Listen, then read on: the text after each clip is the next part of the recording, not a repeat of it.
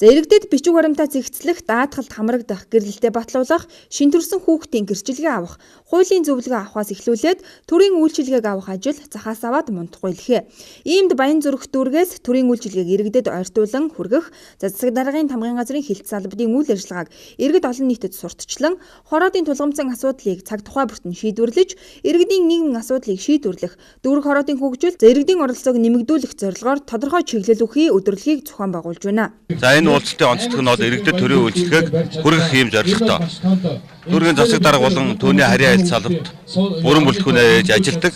За ингээд өнгөрсөн жил юу хийв, юуны төлөө зорж ажиллав гэдгээ иргэдэд тайлбарлана. Хоёрт одоо энэ онд хийгдэх ажлынхаа төлөвлөгөөг одоо бид нэр иргэдэд юм танилцуулдаг юм сайхан уламжлалтай. За төрийн үйлчилгээг үзүүлдэг хилтэс албадууд явуулын офисыг ажилуулж нэгдсэн үйлчилгээг инхүү үзүүлдэг байна.